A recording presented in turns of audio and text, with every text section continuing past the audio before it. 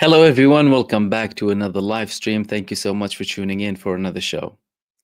The Israeli regime is saying that they want to expand the operation in Gaza in case no deal is agreed upon when the American president, Donald Trump, arrives to the region in a trip that he will not be visiting Israel in. Donald Trump did not say that he's going to visit Israel.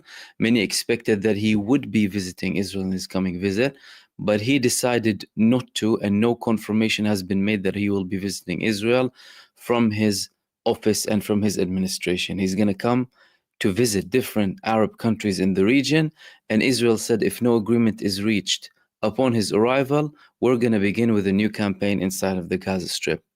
In the meantime, they're talking about annexing territories. Israel's official new objectives that they declared from this new proposed operation that they will supposedly get into if no deal is agreed upon when Trump arrives, it includes annexing Gaza. It includes controlling all of the Gaza Strip, occupying it, an outright threat to control and seize more territories coming from the expansionist Zionist entity. I'm going to talk to you about the developments that are happening on the ground in Rafah, in an area that Israel already declared that it's expanding more and more now from the Philadelphia corridor, several miles into the north, and the actions that happened from the Palestinian resistance that clearly portray a reality far different than what we're being told. But we're also going to go through the latest, most important developments in relation to the deal and the talks between Ansarullah in Yemen and the United States administration, with more clarification coming from several senior figures in Ansarullah, or what is known as the Houthis, in relation to this agreement, and them having a very clear position in relation to Israel. Then we'll also talk about J.D. Vance's statements in relation to Iran, more people changing their minds in the UK, especially in the Tory party too, and also what are we expecting to see between India and Pakistan following a very tense evening last night. But we're going to begin with this report right here, or video footage that I'm going to go through with you from the Palestinian resistance, in particular Al-Qassam brigades, from their latest operation in Rafah. This is an operation that I spoke with you about 2 days ago approximately, where two of the Israeli elite force unit Yahalom have been killed. Israel confirmed that they were killed. However, this video shows 4 people going into the ambush. Now, of course, they might have been killed too, or they might have been severely wounded. Today, the Palestinian resistance, they published more footage. And what people should consider is the resistance, they do not have any declarations unless their attacks are verified, and they do not always publish footage and videos about their attacks based on the circumstances that are on the ground, developments that are happening, security considerations, and also strategic considerations. However, clearly this operation that happened 2 days ago, the Palestinian resistance felt like they can actually publish this information. Now, these people who were targeted from the Israeli terror forces in Gaza, from the Yahalom unit, they specialize in finding tunnels, special operations, trying to find tunnels and destroy tunnels inside of the Gaza Strip. And throughout this video, I'm going to go through it clip by clip with you without going in through the whole thing, because it's obviously in a different language, in Arabic. But they called it the gates of hell, the ambushes of the gates of hell. The Palestinian resistance told the Israelis, if you're going to continue the operation in Gaza, the gates of hell will be opened on you. And now they are delivering with what they promised Israel. So we've had these statements coming from Al-Qassam brigade saying that they had this operation in Rafah. One of their fighters telling them that we promised you with the campaign, the gates of hell, and he also said that we will continue these operations against you. Here, the Palestinian resistance showed a map of this location where they actually conducted this attack. This is an area that Israel is calling the Morag Axis, a place that they expanded from the Philadelphia corridor to the north. They're saying now that all of this is a parameter or a security buffer zone. The Palestinian resistance is monitoring them. So they're seeing their movement. They know where they're going. So they started by publishing this map of the area. And this, according to the Palestinian resistance, was the area where they targeted the IDF terrorists in, which is in Rafah. And according to Al-Qassam brigades in their report here, they said that this ambush began by the Palestinian fighters going out of a tunnel opening to confront the genocide soldiers in the area. So they went out to confront them so they can attract them to the place where they're fighting them from. And they said they had altercations with them from zero distance. And as they were planning before, they went back, the fighters, to the actual tunnel so that they can lure the Israeli terror forces in. Then, as soon as the Israeli terror forces came in from the Yahalom unit, which is an elite unit in Israel, the Palestinian resistance detonated an explosive device in them, killing and wounding them in that location. These were, of course, some of the images of the altercation that they had between them and the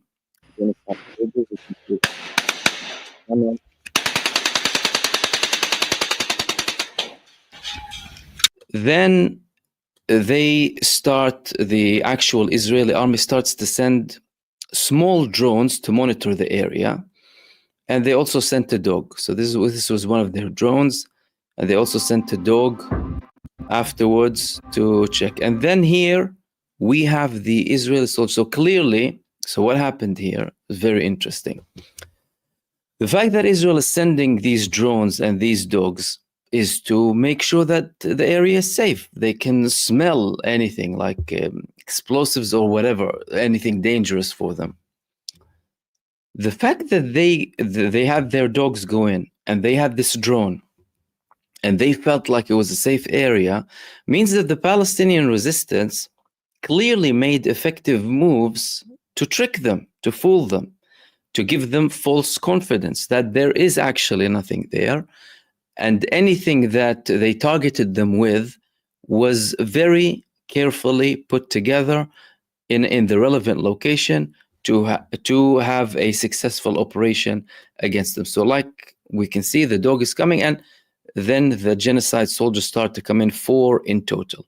And then the Palestinian resistance confirms that these people are killed. That's again based on Israeli confirmation, by the way, because Israel confirmed that these people were killed. And Israel is not really, we're not used to Israel confirming the deaths of their soldiers in Gaza, but in recent weeks, there has been a trend of them confirming almost every attack that's happening against them for some reason. Is it like a move that is deliberate from the Israeli media to try and apply pressure on the Israeli prime minister, or is there a different reason? We're not entirely sure. There are different options there, but they confirmed that these 2 people from the Yahalom unit were killed in that ambush and others were wounded too. But of course, as we can see from the video, there were more than 2 that were targeted. And then the Palestinians go back to the tunnel safely, promise Israel with more operations, and then they target a tank coming to rescue these people. And they targeted with a Yasin 105 RPG, as you can see here, totally taking it down. Then they also had a D9 bulldozer. Israel had a D9 bulldozer. Then the Palestinian resistance targeted the D9 bulldozer too. This operation has a lot of significance. The significance of this operation is the fact that we're talking about an area that Israel has been in for over a whole year. As a matter of fact, Israel was promising that they will be taking down the Palestinian resistance final brigades in the Rafah area over a year ago. And afterwards they said, that's it, we took care of them, but then we need to go back to the central and the northern areas. If you recall, if you've been following this conflict, this genocide from the beginning, Israel began with the north. They began their ground invasion. Then they were talking about invading Rafah. There was a lot of talk about, oh no, don't invade Rafah, supposed pressure not to do it. But then they said, oh no, we actually eliminated Hamas in all the areas of Gaza and we need to go to Rafah. Then they went into Rafah only for them to declare that we're going to go back to the central camps and we're going to go back to the north because some of them are fleeing to the total chaos. And it shows the true intention of the Zionist entity's actual plans for the Gaza Strip, which is genocide, destruction, and misery on the civilian population. Now, how did Israel respond to this operation? They responded in the traditional way that they respond. Savagery and massacres against the innocent civilians. Children wearing, school bags thrown on the floor, pools of blood in an area that has several restaurants, dozens of people killed and wounded. Savagery. And why do they conduct these acts of savagery? To hide their failure. This is what Israel has been doing since the beginning. All of these massacres against the civilian population in Gaza is to hide their tremendous, enormous failure in effectively targeting the Palestinian resistance, because the Palestinian resistance, as we can see, is still extremely capable and will continue to be extremely capable. And it's Israel that is being humiliated day after day. The Palestinian resistance is monitoring the Israeli genocide soldiers, luring them, having carefully calculated plans against them, effectively executing their plans against them, and withdrawing safely without being targeted. All of these things are extremely significant and shows you a very high level of capability from the Palestinian resistance at multiple levels: equipment levels, personnel levels, intelligence levels, and equipment levels too. That's on the Rafah front. Now, moving on to the next subject. In Israel, they were supposed to celebrate Independence Day or the Nakba Day, but of course, their celebrations were ruined because of all of these fires that happened. But there were certain people inside of Israel who were not celebrating. They were actually mourning. And some of them were in Jerusalem, especially in an area called Mea She'arim that has many of the Haredi community inside of Israel, and many of them are constantly targeted by the state. And let's watch these people and their protests.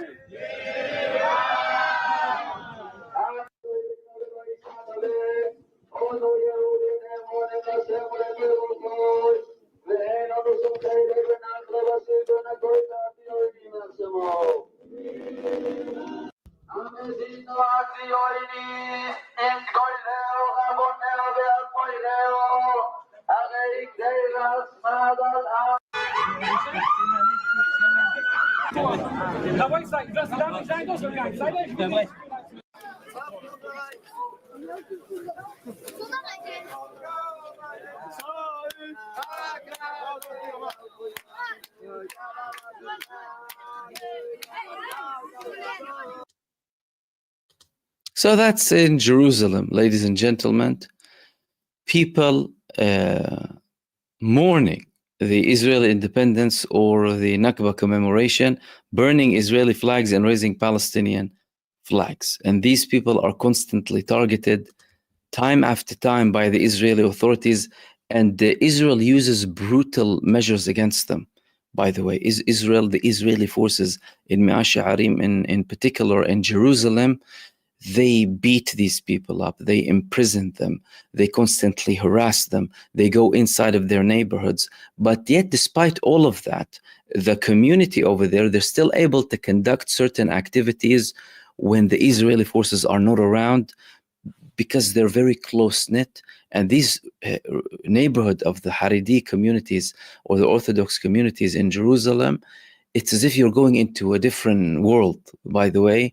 All of them, part of that community, it's as if, their own laws are being implemented there. However, the Israeli regime, they always send people to harass them, to imprison them, to beat them. And sometimes even if they have legitimate protests that have been approved by the state, for example, they will also go and attack them.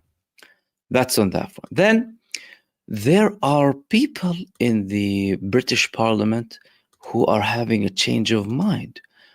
And one of them is from the Conservative Party. The Conservative Party is generally known to be a party that is more supportive of Israel.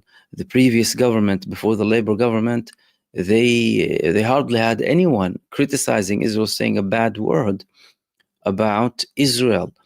Now we know the establishment's position in relation to Israel, but statements are coming from the Conservative Party that show that there's a change happening in the way some of these people are viewing the whole situation, and in the way they actually addressed their past beliefs in relation to Israel and Palestine. One of them was Mark Pritchard. Mark Pritchard, he had this statement in the British Parliament, and I'll share it here quickly with you. Deputy Speaker, of course, Israel is an important security, trade and democratic partner, but that doesn't give it a blank check. The fact is that 13,000 children have been killed, 25,000 have been injured, maimed, wounded, orphaned, some of them. And for many years, I've been in this House 20 years, I have supported Israel pretty much at all costs, quite frankly. But today, I want to say that I got it wrong. And I condemn Israel for what it is doing to the Palestinian people in Gaza and indeed in the West Bank. And I'd like to withdraw my support right now for the actions of Israel, what they are doing right now in Gaza. Of course, the hostages should be released. Of course, that Israel has the right to exist. Of course, the Israeli people, the Jewish people should have the right to live in peace, but so do the Palestinian people. And I've said it before, and I'll say it again, that the life of a Palestinian child is as precious as the life of a Jewish child. And this particular moment in time, we've had lots of statements over the last 18 months. This is not only this Parliament's not greatest hour. I'm really concerned that this is a mode in history when people look back where we've got it wrong as a country. Yeah. Can the minister stand up to our friends and allies in the United States and make a strong stand for humanity, yes, for us being on the right side of history, for having the moral courage to lead, not just to follow the United States, and to make a difference? That's why we're all elected here. Let's stand up for life. Let's stand up for all children, not just Jewish children. So, interesting statement coming from Conservative Mark Pritchard. And I had a couple of observations. Number one, the fact that some of these people in Parliament, regardless of they're in the ruling party or not, having these reviews, this reality check, is important, is very important. There were multiple things that he stated here. Firstly, taking back, withdrawing the support that he had for Israel all of that time. Condemning Israel, saying that, well, the Palestinians also deserve rights like the Jewish children. As he said, we're on the wrong side of history. Finally, someone is saying that in the British Parliament, and we need to be on the right side of history. And also speak with our allies and friends in the United States and not always follow, again confirming what? Something that many people don't like to talk about in the UK, that the UK always follows the United States. Now, very important. Of course, he didn't have to say that they have a right to exist. And he also didn't have to talk about what they call the hostages, because at the end of the day, that's part of the trick that they have in the propaganda, that you always need to mention something, if you criticize them, part of the psychological warfare. However, saying that, these statements like that, they're welcome and they're good, and they're indicating that some people have the courage and bravery to face themselves, to face what they actually believed before, and how they were brainwashed after seeing all of this. I mean, can someone really tell me now that those who are either silent or not speaking in either the British Parliament or any other European or other parliaments, that they haven't seen anything in the past 18 months? Nothing whatsoever. I mean, most of them have accounts on X, right? I'm sure someone tagged them. I'm sure someone sent them something. And the images that are coming every single day from Gaza are devastating. It only takes one of them. So it shows you that there is a change when it comes to some people, and this change is good. And more people need to have the guts, the bravery to stand up if you thought something and you changed your mind. It's not too late. It's very important to do that. It's very necessary to do that. Now, moving on to the next topic, which is the Ansarullah movement and what they're doing with the United States. Yesterday, we spoke about the shocking statement that came from Donald Trump when he said, of course, in a twisted way, in a manipulating way, oh, they surrendered, basically, they don't want to attack us. But really confirming that there has been a deal and it's actually been mediated. But we've had more revelations coming today from multiple figures in Ansarullah, or what's known as the Houthis, confirming that there is actually a deal between them and the United States. Now, two people spoke from Ansarullah today to Al Arabi television alongside other statements. One of them was Muhammad Abdus Salam, who's a senior figure in Ansarullah, and the other one was another senior figure in the political office, Muhammad al-Houthi.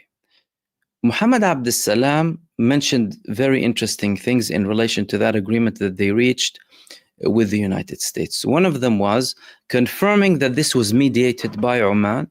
So yesterday I spoke about the fact that Oman mediated between the two after there were initial reports. Now Yemen and Ansarullah, they're confirming that Oman mediated, and they received this information from Oman following the United States addressing Oman. So it's contrary to what Donald Trump is saying. So they are both sides are confirming, the United States and Yemen, that there is something, that there's some sort of an agreement. But Trump is saying, oh no, they surrendered. And Yemen is saying, no, actually there was a mediation. However, they said something very interesting, that these mediation attempts started 2 weeks following the beginning of the United States aggression against Yemen for the sake of a genocidal entity. So you're talking about a process that began over a year ago, over a year and a half ago. That means, well, there have been attempts, clearly, with both sides interested in de-escalating, but the United States constantly, according to Abdus Salam, having very high demands and unrealistic demands initially to force them to stop. That would include Israel, only for them to climb down the ladder, for the Trump administration to climb down the ladder and exclude Israel from any agreement. Now, he also said that the United States reached this agreement with Yemen after the military pressure failed. And then he said the United States returned and agreed to stop if we stop our attacks against them. So, mutual agreement between Yemen and between the United States doesn't include Israel.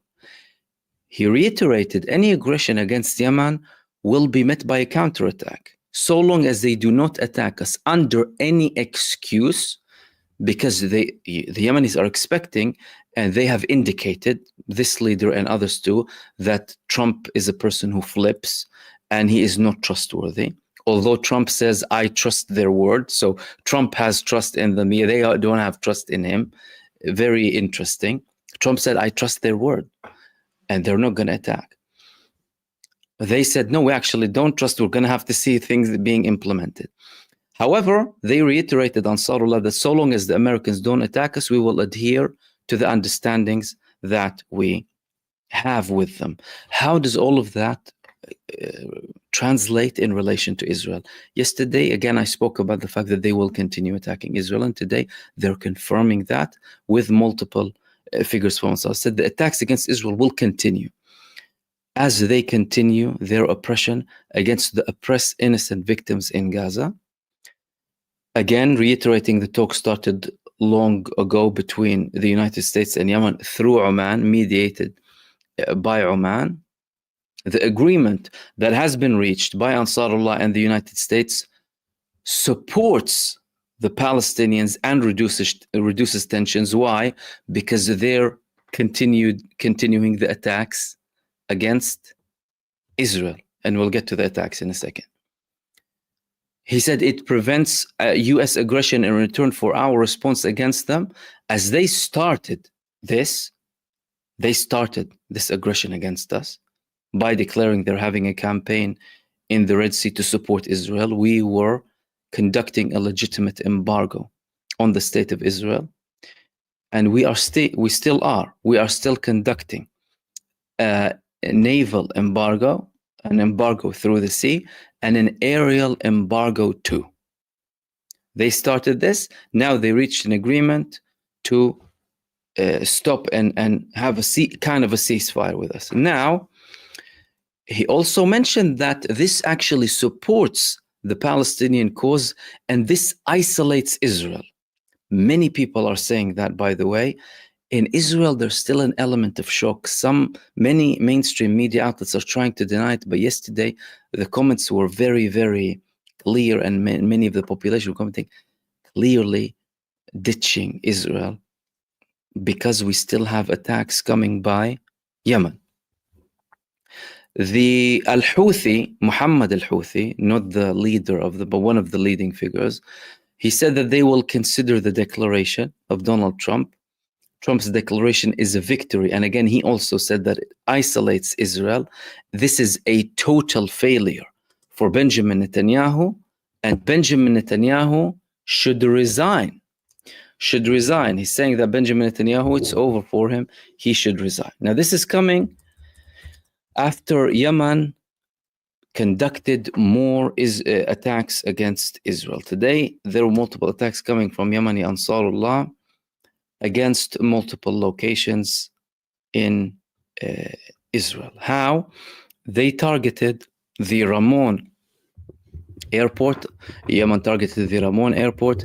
They targeted a location in occupied Rafah and two other key or strategic locations inside of Israel. There was a statement coming from the spokesperson of the Yemeni Ansarullah, the military, saying that they're continuing their attacks. He also spoke about the downing of the F-18. However, that was before the understanding between them and the United States. This was clearly the one that they spoke about previously. But what wasn't clear from the statement, or what I failed to see personally, is if there was another F-18 taken down. So far, the United States confirmed that that only one was taken down. However, this could be referring to the previous attack where the United States confirmed that one of their F-18s was taken down, because otherwise this would be a tremendous loss for the United States.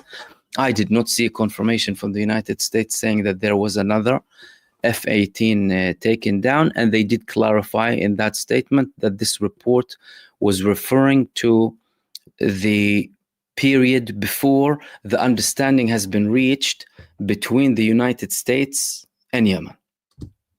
Now, how is that all going on with the talks between the United States and Iran? In Israel, they're saying that we're worried about the talks of the United States and Iran. Clearly, America is taking certain positions not totally aligned with Benjamin Netanyahu. In Israel, they're admitting that there's a crisis between the administration of Donald Trump and the Netanyahu regime. But guess what? The Americans are saying, oh, it's actually going great. The situation between Iran and the US is going great. J.D. Vance had a statement today saying that the nuclear talks with Iran on the right pathway. Vance said President Donald Trump loathed nuclear proliferation and would be open to sitting down with Russia and China in the coming years to discuss reducing the number of nuclear weapons in the world, the Economic Times reported. Europe must be self-reliant in defense, he said, adding that the United States will hold talks with the German Chancellor in the coming days. But the main thing is Iran. He's saying that the talks with Iran are going well. Trump is saying that Europe needs to defend itself. Is the America First camp winning? Or America First axis in the Trump government? Tensions with Netanyahu, saying things are going well with Iran, having a deal with Yemen that excludes Israel. Yemen attacks Israel, continues the embargo in the Red Sea, and attacks Israel today after the declaration too. All of that is important. All of these are developments that are happening. Can Donald Trump flip? Yep, he can flip, of course. But what we're seeing is, well, certain moves that are not necessarily in the favor of Israel. That's what we're seeing. Now, one of the final things, if not the final thing that I wanted to talk to you about, India and Pakistan. Very tense night, and after India's attack on certain Pakistani bases that it claimed were against terror bases, India released a statement saying we were not targeting the Pakistani army, therefore we are being reasonable with our attack, in a way to show that we're not interested in escalation. Pakistan saying we will respond in the right time, in the right place, only for them to start a massive attack, taking down 5 fighter jets that belong to India, Indian media confirming that they were taken down too, targeting an infantry brigade, destroying a whole base, and according to certain reports coming from Pakistan, imprisoning Indian soldiers too. The death toll rose since yesterday. However, what we want to understand here is, where are things going? Where are things going? India and Pakistan, both of them are nuclear powers. Are they going towards escalation? Before we get into the prospect of escalation or non-escalation, I just wanted to share with you something. What is it? Who sympathized with Narendra Modi? This is something very interesting. Who outright said, "Oh, we support India's right to self-defense"?